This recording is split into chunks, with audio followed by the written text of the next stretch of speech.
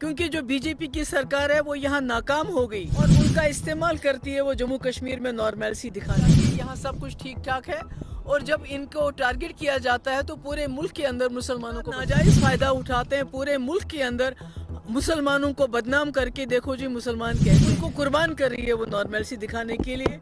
और जब ऐसे हादसात होते हैं तो वो लोग इस मजम्मत कर कर के हम थक गए, ये तो जो हुआ है इसकी जितनी मजम्मत हो वो कम है। मैं उनसे कहना चाहती हूँ जिन्होंने ये किलिंग की कि अभी कुछ दिन पहले हरियाणा में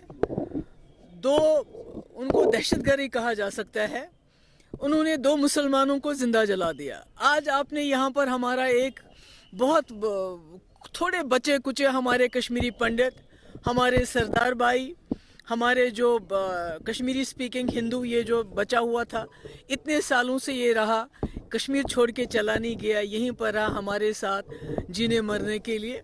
आज आपने इसको मार दिया तो फ़र्क क्या है? ऐसी हरकतें चाहे वो हरियाणा में हुई हो चाहे यहाँ हो रही हो, इससे एक पार्टी को के जो एजेंडा है उसको फ़ायदा होता है। क्योंकि जो बीजेपी की सरकार है वो यहाँ नाकाम हो गई।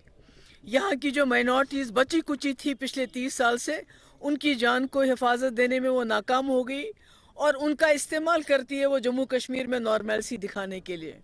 उनको कुर्बान कर रही है वो नॉर्मलसी दिखाने के लिए। और जब ऐसे हादसात होते हैं तो वो लोग इसका नाजायज़ फ़ायदा उठाते हैं। पूरे मुल्क के अंदर मुसलमानों को बदनाम करके देखो जी मुसलमान कैसे हैं। तो मेरा यही कहना ये बहुत बुरा है और मेरी जो तमाम हमदर्दियाँ हैं इस ख़ानदान के साथ हैं।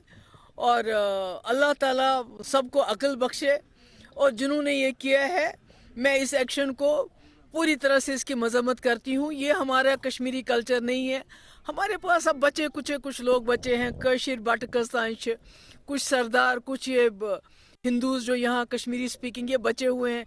इनको भी इस तरह रोज़ रोज़ निशाना बनाते हो तो क्या हासिल क्या होगा? बिल्कुल गवर्नमेंट का फेलियर नहीं, वो इस्तेमाल करती है इनको यहाँ पर, इनकी मौजूदगी को वो दिखाना चाहती है यहाँ सब कुछ ठीक ठाक है। और जब इनको टारगेट किया जाता है तो पूरे मुल्क के अंदर मुसलमानों को बदनाम करती है।